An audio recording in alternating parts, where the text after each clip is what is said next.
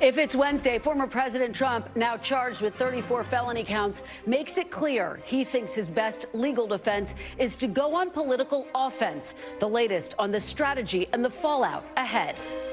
Plus, big wins on the left and big warnings for the right as the abortion issue makes for a double-digit win in a swing state known for razor-thin margins. And Speaker McCarthy and a bipartisan group of lawmakers meet with Taiwan's president despite new warnings and threats of retaliation from China.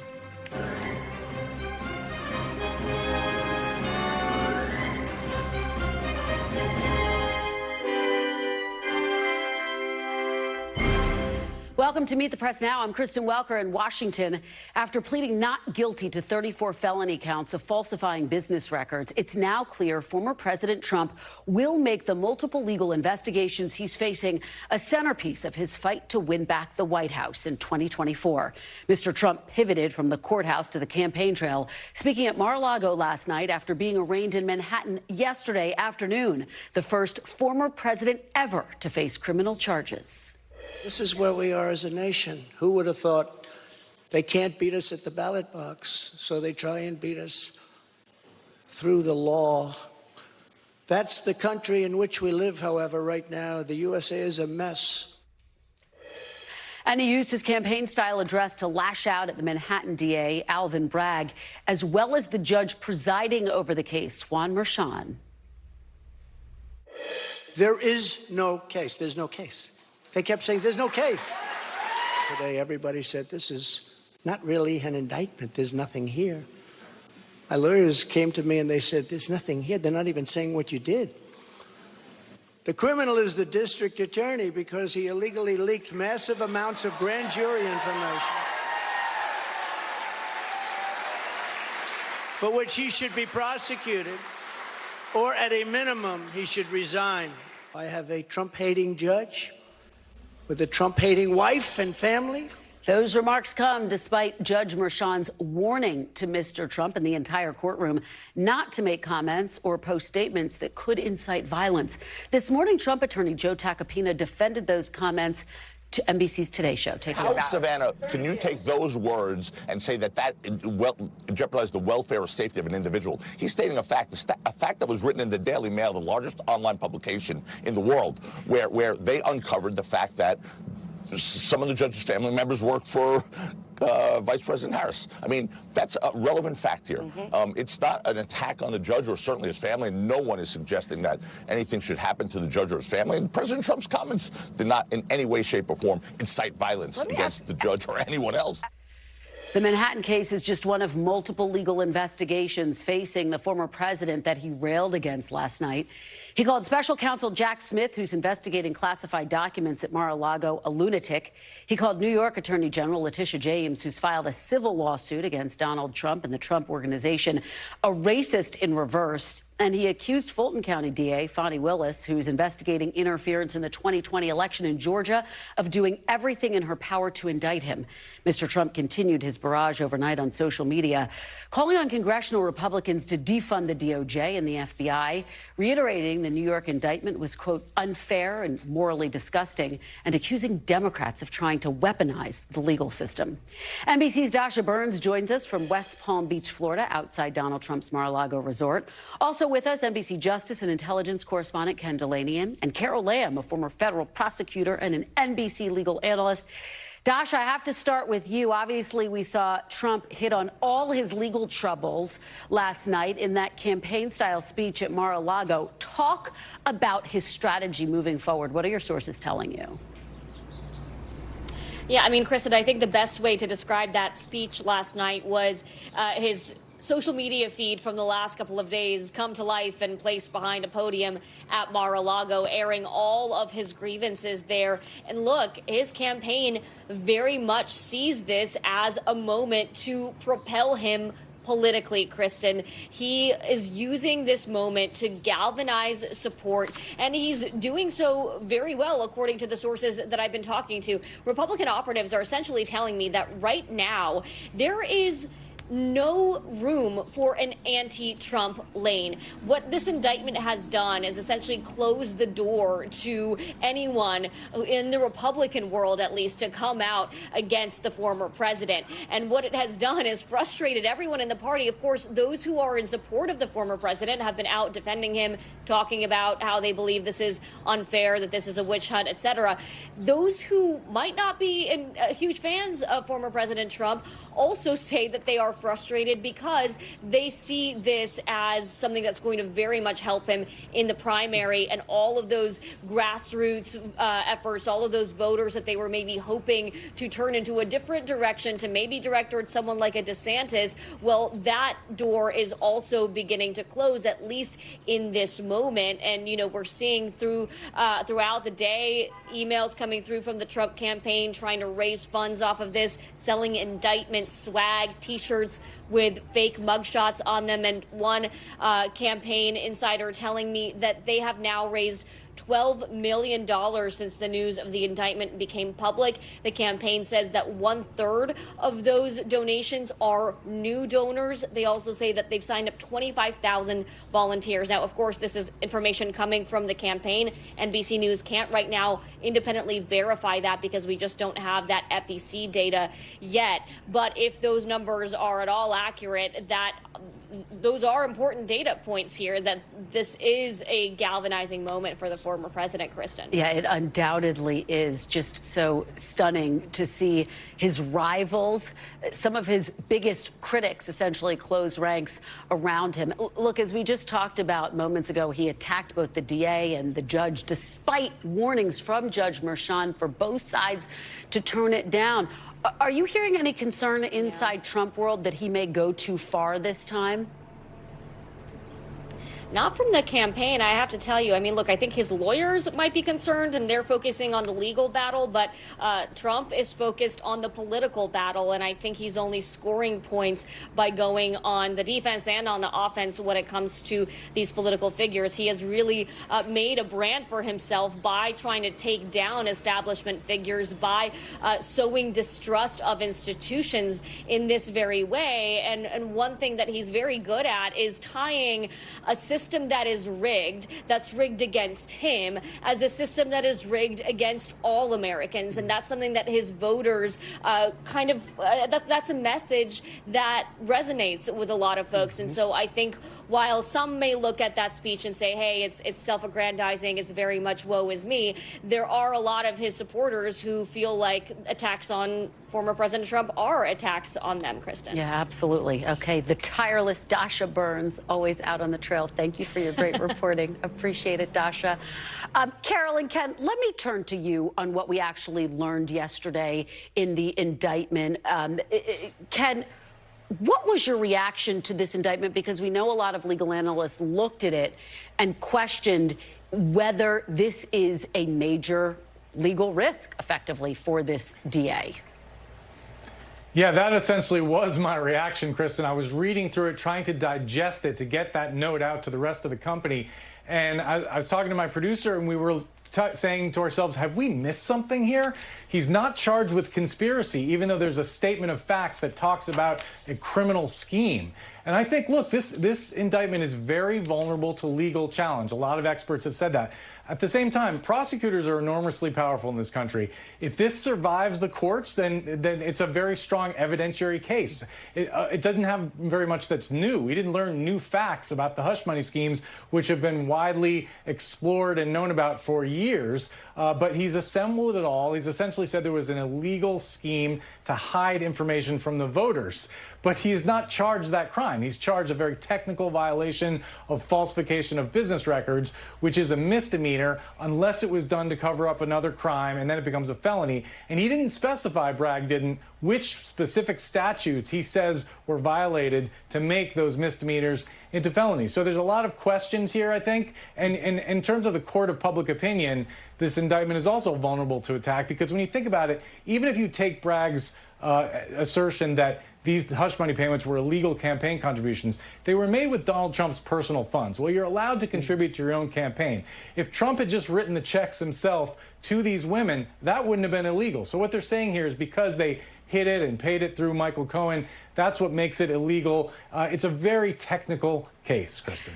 Carol, weigh in on the point that Ken makes so well, which is that this is an untested legal strategy. Explain for folks why it's potentially seen as such a risk. Kristen, it's really important to look at this indictment in the three different buckets. There's the bucket that says these are falsified documents in furtherance of a state election crime. Second bucket, these are falsified documents in furtherance of a federal election crime. But to me, the most important one is the third bucket. These are falsified documents in furtherance of a tax fraud. The reason I focus on the third bucket, and I know others have as well, is because tax law, tax fraud, misstatements on tax returns is a fairly well-worn path. Prosecutors know how to bring those cases. My own view is that the first two buckets are there because the prosecutor believes that is what is going on. Is it a riskier approach? Yes, it is. But if those fail, you still have the tax counts. And I think that's what's really happening here. There's a lot in the indictment that fills out the picture. Why was he doing this? What was his real motivation? But at the end of the day, it's the tax counts that will probably stand without too much challenge. Interesting. Can you explain why the DA does not need to specify, as Ken just reported, the underlying charges here? At what point will we learn what they are? Eventually, the DA is going to have to do that. It's most likely to come in the form of a bill of particulars. What's a bill of particulars? It's when the defense files a motion and says to the judge, we don't even know what we're defending against because the DA has not specified in the indictment what the underlying crimes are that turn this into a felony. So the judge will order, or the DA will agree, oh, don't worry, we're giving you all of that information in discovery. We'll make it clear to you. Donald Trump is not going to have to go to trial without understanding exactly what the case against him is. The DA, by charging the case this way, he gave himself the most latitude possible. He kept the door open in as many ways as he could. He filed a separate statement of facts so that people could see what his general view of the case was. But again, Donald Trump is going to have all the rights that any criminal defendant has to know exactly what charges he is facing.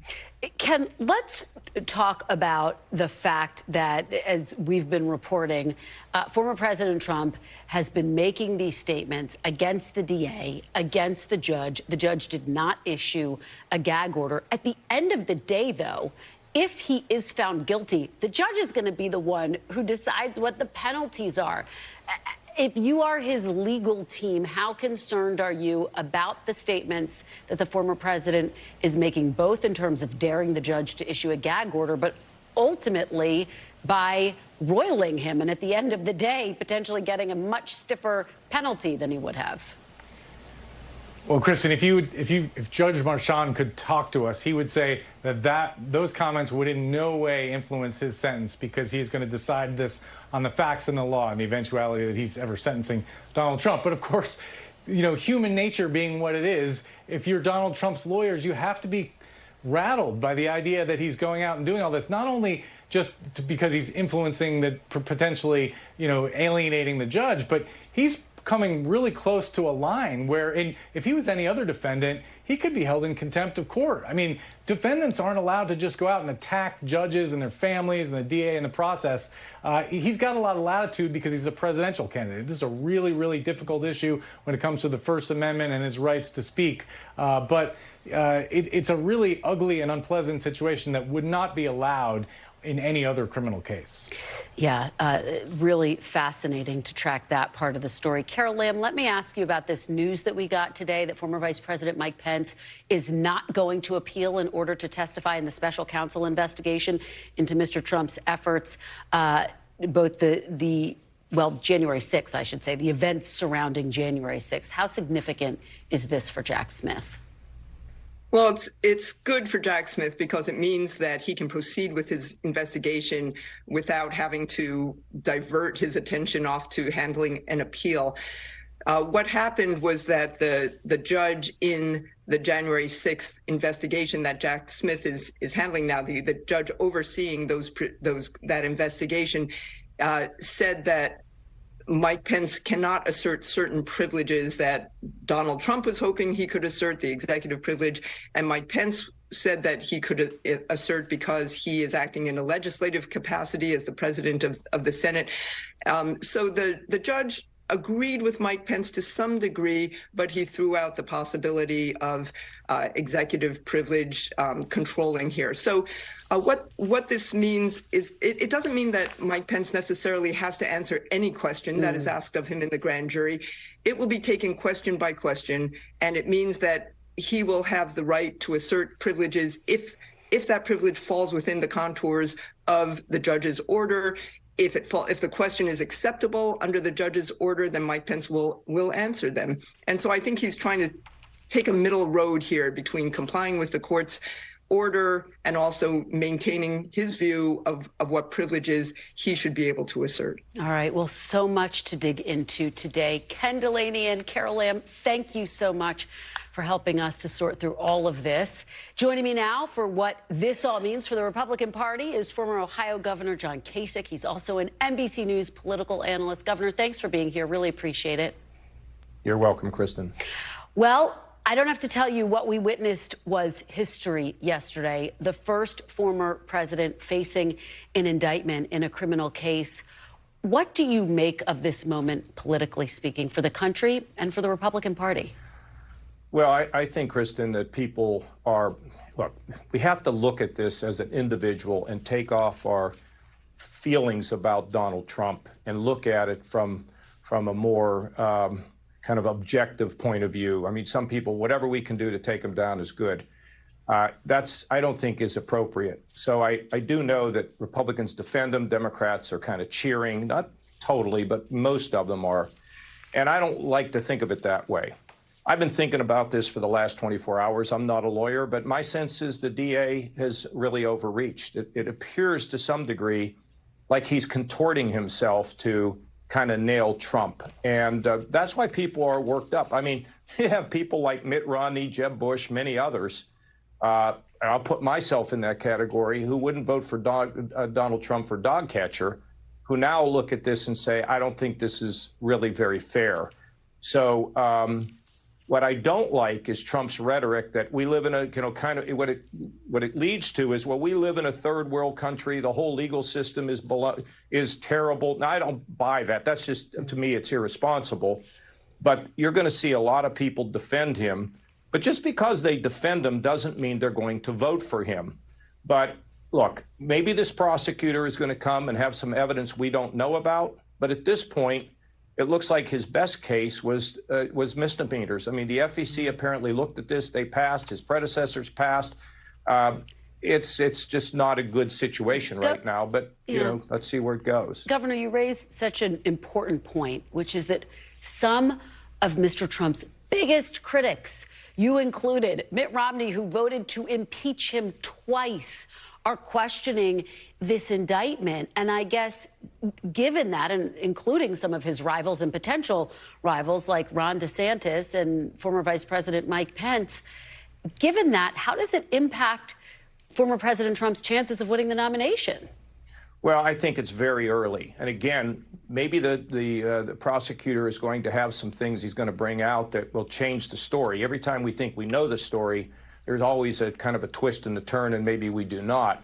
Look, I think what we're saying here is, what some of us are saying is this perhaps an overreach? I've been listening to everybody, and it's a lot of legalese, and, I've not dug into it as a lawyer because I'm not an attorney. Mm-hmm. But my sense is that he's probably guilty at least of a misdemeanor. The fact that, well, they have this underlying thing, and that's going to turn into a felony, we've got to wait and see. But at this point, it doesn't look very clear. However, that doesn't mean that if he falsified things that he shouldn't be held accountable for that. But the way I understand it is that's fundamentally a misdemeanor. And so, again, some of his base is going to be all fired up. They're going to think the legal system is the worst. That's baloney. On the other hand, those people who have not supported Trump, you've got to play this fair. Yeah. You can't just say, we'll do anything to get rid of this guy. That's not the American system. That's not the way it ought to work here in this country. So everybody should be careful about what they think and what they say about this. Governor, I've been speaking to a lot of people who are thinking a lot about 2016 and the primaries in which then candidate Trump's opponents didn't directly confront him until it was too late. At what point do you think his opponents need to get off of attacking the indictment and start trying to draw these policy differences with him and other points that they want to make? Should have been a month ago. It should have been a month, 2 months ago. I mean, people run around saying Donald Trump's policies were great. I can't figure out what they're saying. He spent a ton of money. He made many of our allies who are critical in the war against Russia now in Ukraine, made so many of them angry, insulted them. He didn't have any answers for the growing debt. His immigration policy just built a wall without any way in which we can deal with immigration. So I think there was plenty of grounds on which to, and I will say to you, DeSantis, in one of his critiques, said that he doesn't bring people around to create chaos, that he's in a position where he tries to put people in his administration who understand his policies. I thought that was good criticism. Now, it's not the criticism that you all love, where you're just popping the guy, but I don't think you beat him by getting down in the mud. I think you beat him by talking about his competence. And Kristen, the other thing is, if the party doesn't realize that this MAGA approach doesn't work, just look at the recent elections. You take me to my next question. For Republicans. Okay, you take me to my next question. Let's talk about the elections last night, particularly in Wisconsin, where the conservative candidate lost that Supreme Court race, of course, in this critical swing state. What do you think the implications are, particularly when it comes to the issue of abortion, for example? What's the warning sign there for Republicans? Well, you look to Kansas and you see what the people of Kansas said. I think most Americans here don't want just abortion all the way till the end. I think most of them want it to be done in a reasonably early period of time. That can, people can decide that. And I think that the party was smart about this, or people, the pro-life people, ought to look for some sort of a reasonable compromise on this issue. Because what's happening now is they're just going to put things on the ballot. And I would prefer for them to come down with something that's reasonable, that will save the most amount of life, and not think you're going to get all of what you want. As to whether this can be worked out now, I don't know.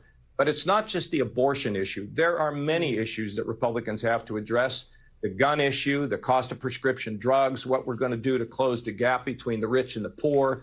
I mean, there's many, many issues. Immigration, as I mentioned, what we're going to do with the national debt. They're not talking on any of those. But abortion right now, of course, is very volatile. And most people don't want to see the extremes on this, on either side, I don't think. Former Governor John Kasich, we covered a lot of ground. Thank you so much for being here. Really appreciate it.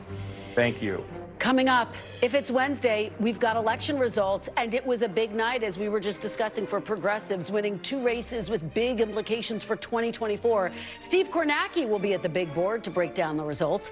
Plus, we're live at the Reagan Library, where Taiwan's president is meeting with Speaker McCarthy and members of Congress, despite warnings from China. You're watching Meet the Press now.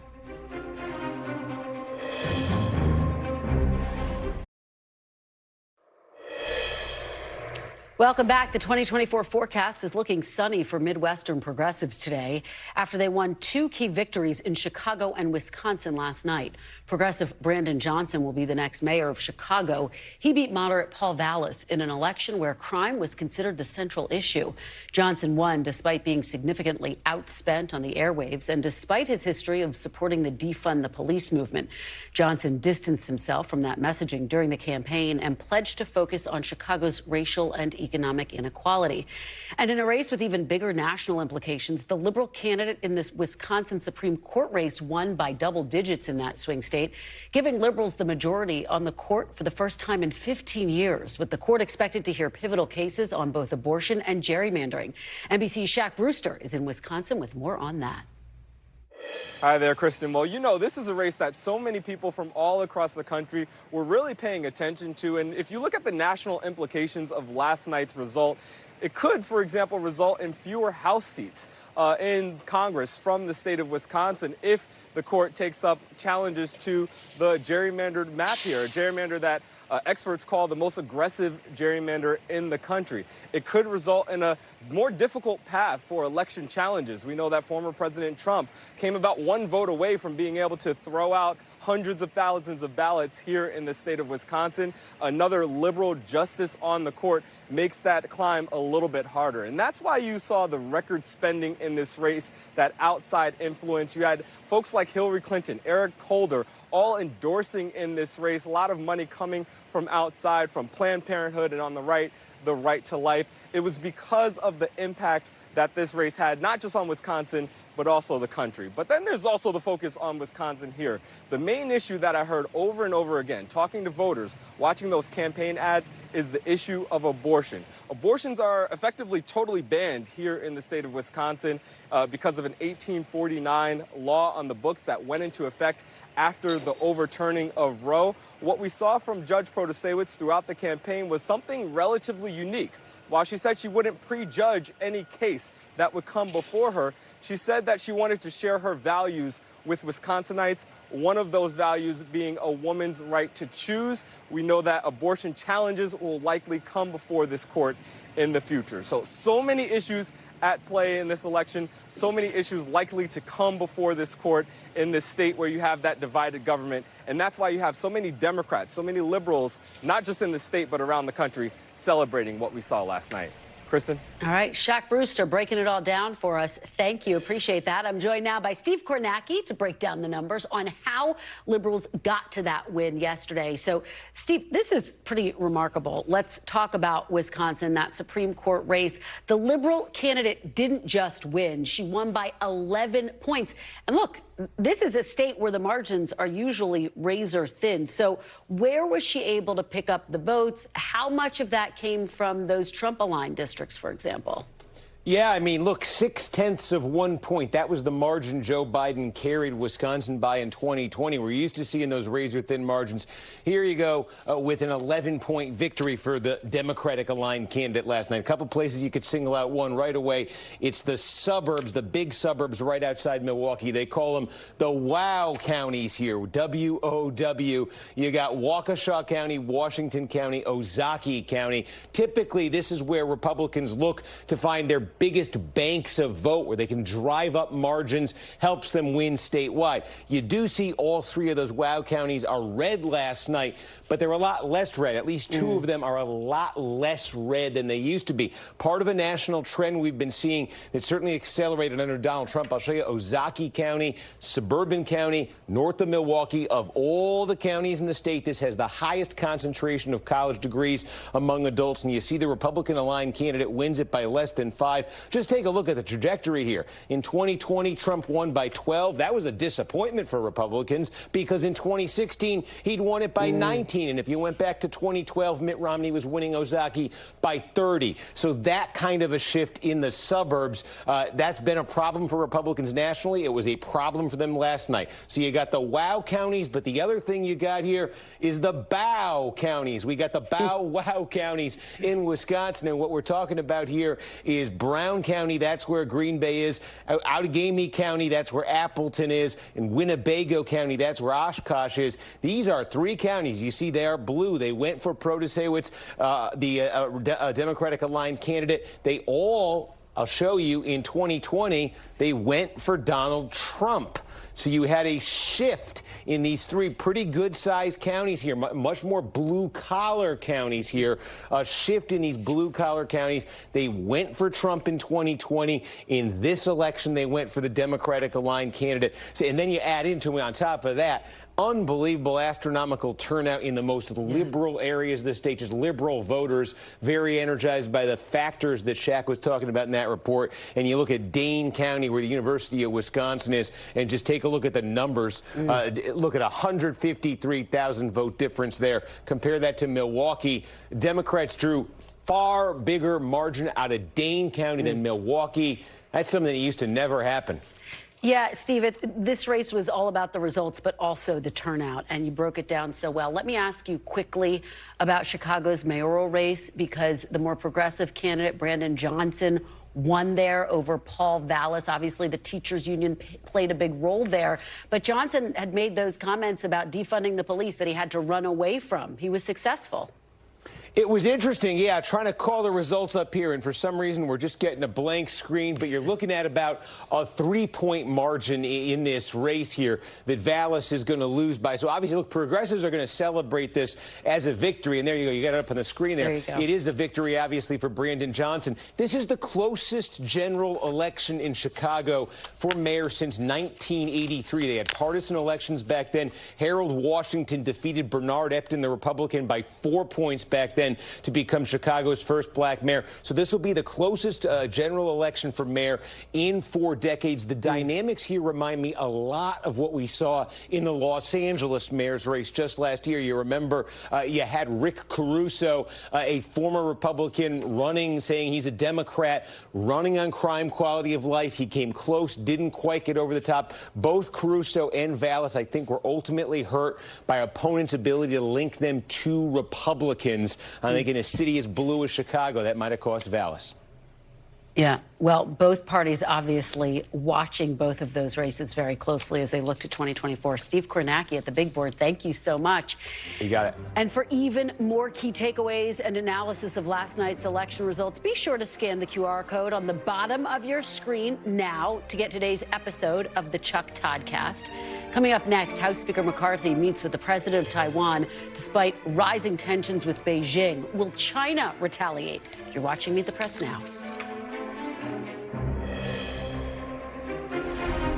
I believe our bond is stronger now than at any time or point in my lifetime. We will honor our obligations and reiterate our commitment to our shared values, behind which all Americans are united.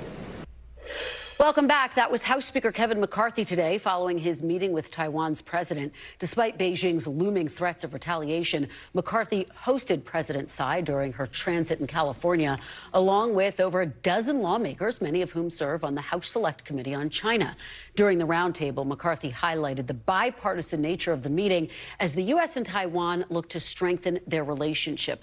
But even before the meeting began, Taiwan said 14 Chinese military planes and 3 military vessels were spotted off its coast as China looks to ramp up pressure on the self-governing island. Joining me now is NBC's Erin McLaughlin at the Reagan Library, where that meeting is taking place, and Bonnie Glaser, an expert in U.S.-China relations and managing director of the Indo-Pacific program at the German Marshall Fund. Thanks so much to both of you for being here. Erin, I know Speaker McCarthy is about to hold a news conference. Give us a preview and just how significant was today's meeting. Yeah, that's right. That news conference now underway. Just to my left, Kristen, Speaker McCarthy, as well as other lawmakers, expected to take part in a Q&A with journalists, part of this bipartisan show of support that played out here for Taiwan. In terms of the significance of today, well, it certainly depends on who you ask. If you ask CCP authorities, they see this as a provocation, a serious offense, in the words of the Consulate General here in Los Angeles, to the One China policy, a provocation, and also calling it a political stunt, saying that China will, in the words of one Chinese official, quote, fight back. If you ask the White House officials, though, are very eager to downplay the significance of today's events, pointing to past instances in which Tsai transited the United States 6 times in total, as well as precedents set by her predecessors. All of that, Secretary of State Blinken this morning saying, urging China not to try and use this as an excuse to escalate tensions further. Kristen. Yeah, the Biden administration has been aiming to downplay this for weeks now. Thank you so much, Erin. Bonnie, let me turn to you. I know that this is still underway, but what are your key takeaways so far from this meeting between Speaker McCarthy and the president of Taiwan? In my view, Kristen, both Speaker McCarthy and President Tsai were generally cautious in the remarks that they made in front of the press. They stuck to their texts. They talked about our shared values. They talked about support for democracy, about ensuring that Taiwan is not isolated, and that the United States stands up for Taiwan's right to retain its freedoms. But there was really no incendiary language. That said, there's no doubt that Beijing objects to this transit, and they have already started some form of retaliation. There was a Chinese aircraft carrier that operated around the southeastern coast of Taiwan today, and I expect we'll see more to come. Well, and I guess just to follow up with that, we obviously saw this very robust response after former House Speaker Nancy Pelosi traveled to Taiwan to meet with President Tsai. Do you expect we will see that level of a retaliation? As you just heard Aaron talk about, the Secretary of State on down have urged China not to respond in the same robust way. Well, after Nancy Pelosi's visit, the Chinese simulated a blockade. They flew missiles over Taiwan, and some of those even landed in Japan's exclusive economic zone. So that was a very significant military response. I think that Beijing is going to think about whether a strong military response similar to that they conducted last August is going to perhaps promote the election of another DPP president. Let's keep in mind, Taiwan is going to have elections next January. And President Tsai is term limited. She's finishing up her second term. And I think that the Chinese would prefer to have a member of the opposition, KMT, come to power.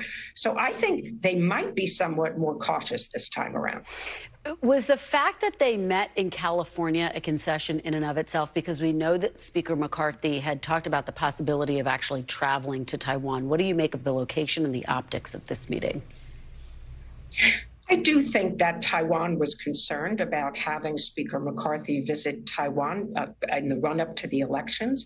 But of course, they will welcome him to visit Taiwan after the elections. But it's my understanding that the Taiwan administration had talked to Speaker McCarthy and his staff and suggested that maybe they should meet in the United States during her transit. And that's, of course, what they're doing. And Speaker McCarthy himself has said that he will not be told by China when to travel or where to travel. So I don't rule out that he will visit Taiwan in the future. And obviously, we're talking about the elections. What impact do you think the elections in Taiwan will have on the U.S. relationship with Taiwan? I think regardless of who is president in Taiwan, Taiwan is going to want to have a strong relationship with the United States. The people of Taiwan do not want to be part of the People's Republic of China. Even the KMT, the opposition party that supports the fact that the two sides of the strait belong to one country, still they don't want to be part of Xi Jinping's China. And they certainly don't support this idea that Beijing has put forward of one country, two systems, which was applied to Hong Kong.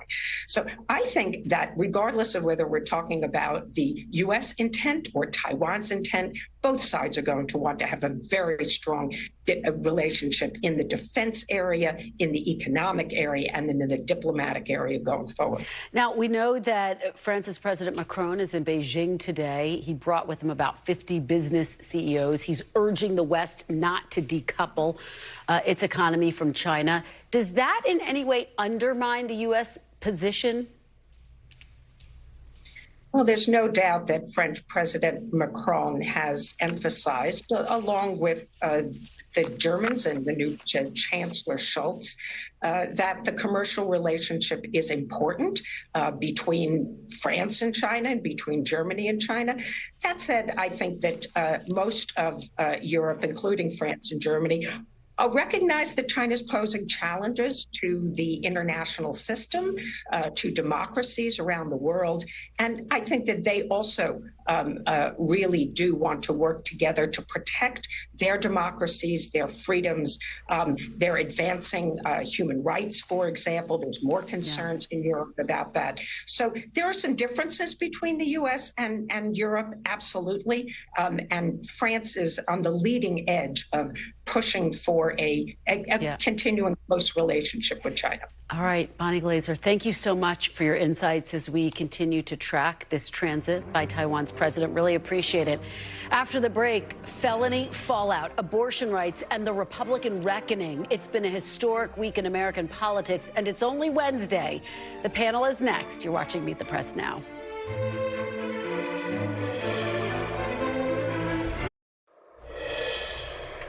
Welcome back. As we said at the top of the show, former President Trump is now making his legal issues a key campaign issue. And Mr. Trump wasted no time after being formally charged to call for support from his allies in Congress. He posted on his social media account this morning, Republicans in Congress should defund the Department of Justice and FBI until they come to their senses. That's a quote. The post also accuses Democrats of using law enforcement to interfere with elections. For the time being, elected Republicans remain largely supportive of Mr. Trump, even under indictment. But the question remains, how long will that support hold? Joining me now on set is NPR White House correspondent Tamara Keith, Democratic pollster and NBC News political analyst Cornell Belcher, and Republican strategist Doug Heye. Thank you so much to all of you for being here. I'm sure you're operating on very little sleep after a very long day yesterday. Tam, I want to start with you and this extraordinary moment in time where you are seeing Republicans, those who support former President Trump, those who are opposed to him, those who want to run against him, essentially attacking this indictment, saying it's not fair. Politically speaking, how much does that embolden him? Well, they are where Republican voters are. They are channeling the Republican base when they say that. What will be more interesting is if there are additional indictments, if these other investigations come to fruition, will these same Republicans who don't like Trump defend him again, or do they think that this particular case is uniquely challenging and not that credible? Doug, what do you make of that? Because based on some of the conversations I've been having, Tam's exactly right. What his rivals are watching for is, will there be more indictments? Because that will allow them to say, this guy's got a lot of baggage, whatever you think of his legal challenges. Yeah, and Yogi Berra used to say, when you get to a fork in the road, you take it. With Republicans, when it comes to Donald Trump, it's when you get to a fork in the road, do you take it? And they'll have opportunities, presumably, with Georgia and with the Department of Justice to take that opportunity to distance themselves from Trump, or if you're running against him, to really go after him, whether it's forcefully go after him and say he's unfit, or to just say he's got too much drama, which DeSantis is sort of doing at this point, and we need to move on. But we just don't know how fervently they'll do it. And then the other unknown part of this is, what do Republican primary voters think of that tactic as well? Yeah. Cornell, weigh in here, because Democrats have been pretty muted in their response. Few people have celebrated this news. And I think part of that is because of the legal analysis that we are getting, that this is an untested legal theory. Real talk here, how much concern is there that this indictment might not hold up? I actually don't care if the indictment holds up or not. Look, and this is not, and you all, everyone at this table knows this is not the last indictment. I mean, let's just be clear about that. I think what's problematic for the Republicans is, look at the last 24 hours. They've been talking about Donald Trump. He sucked all the oxygen. I'm not even partisan here. He sucked all the oxygen out, right? If you're thinking about, if you're Mitch McConnell, you're thinking about, I need to take back the Senate.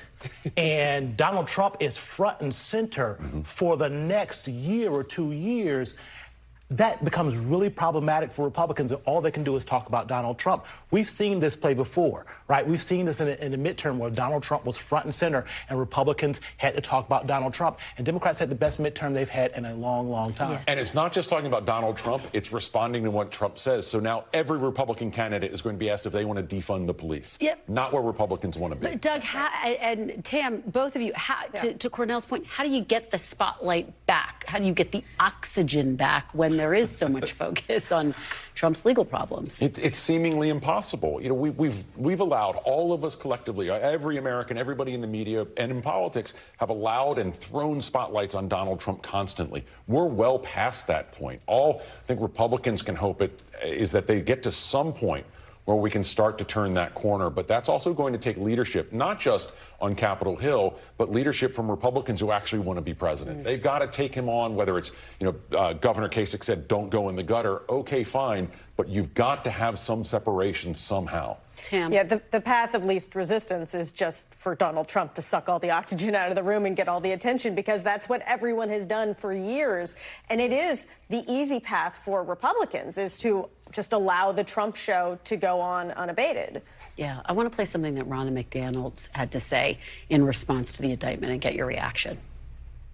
This is a politically motivated persecution against President Trump, and our base is very energized and angry by seeing this political persecution, not just of him, but of Republicans across the spectrum. We saw this last year with parents going to school board meetings being labeled domestic terrorists. Right now, the greatest crime in America is to be a Republican. Doug, what's your reaction to that and to the point about what makes it risky to sort of detract from going after this indictment is that you might alienate parts of Trump's base? You just kind of heard Ronna McDaniel emphasize that. Yeah, look, politicians and committee chairs are politicians. They'll tell you what they want you to hear. So we heard the word persecution twice. We heard it was political. A lot of people believe it's political. Persecution is something that's really going to rally this base. It's part of why we've seen the Trump campaign being able to raise so much money so quickly. But it also comes at a real cost. That means that if you go down that line, as Republicans have for so long, you're going to have to answer to defund the police and other things like this. Part of the problem is, look, I mean, I think CNN just put out a poll that showed 6% of Americans approve of the indictment. They don't see it that way, including 6% of independents. So the problem is with the middle swath of Americans, they don't see this as persecution. And I'm sorry, I don't see the criminal justice system being unfair to rich white guys all the time. Guys, I know it's still early in this process, but I do want to ask you about the election results of last night, because there were some very interesting tea leaves, I think, for 2024 in Wisconsin. Tam, the candidate for the Supreme Court there, who was more liberal, more left-leaning, won. And didn't just win, won by double digits. How significant is this victory? What's the message, particularly on the issue of abortion? Right. So Janet Protasiewicz was very open about the fact, even though she's running for a nonpartisan judicial position, she was very open about the fact that she believes in abortion rights, that a vote for her would be a vote to put, change the balance of power on the Wisconsin Supreme Court and change that balance in favor of abortion rights. And this was a very live issue for voters in Wisconsin. I was there last week, an extremely live issue, because there was a trigger law, an 1849 trigger law that went into effect, making abortion illegal after Roe was overturned. And, I was on UW campus, so admittedly a liberal bunch, but every student I talked to who was coming out of their polling place there on campus, voting early because they knew it mattered, every one of them talked about abortion. Is that male and female? Male and female, yes. And I was surprised. The boys brought it up first. Really? Yeah. Doug, given that, Men. Are alarm bells going off? I mean, Wisconsin, obviously we know what happened in Kansas, the turnout that happened in Kansas. What are folks saying inside the Republican Party about what this means? It depends on who you talk to. And the problem is with the Dobbs decision, what it did for Republicans is it moved abortion as an issue in theory to an issue in practice. So you talk to Washington, D.C. based Republicans, they'll tell you one thing. You go into states where we have trigger laws or just laws that are being enacted, and that's what's causing the heartburn in Washington. It's not causing it in state houses, because we talk about gerrymandering. Yeah. Well, that sure happens in state houses and state Senate seats as well. Cornell, final thought here? I'm going to go the opposite direction. It moved for Democrats an issue from theory to practice, and something we've talked about before. It's not just a key or top issue concern. It's a mobilizing issue right now. You can see that in the results. Yeah. All right. Well, fascinating results from overnight. Fascinating conversation. Thanks to all of you, Tamara, Cornell, and Doug. Really appreciate it. Great conversation. Up next, President Zelensky makes a rare wartime trip outside of Ukraine as Putin rails against the U.S. during a speech in Moscow. You're watching Meet the Press now.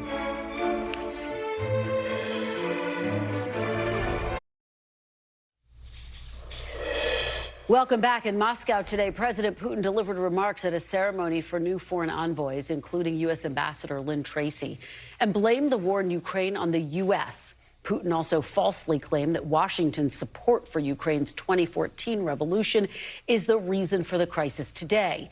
And as the war persists, Zelensky made another rare trip abroad, meeting today with Poland's President Duda in Warsaw. Joining me now is NBC's Matt Bradley in Kyiv. Matt, thanks so much for being here. Really appreciate it. So President Zelensky is in Poland today.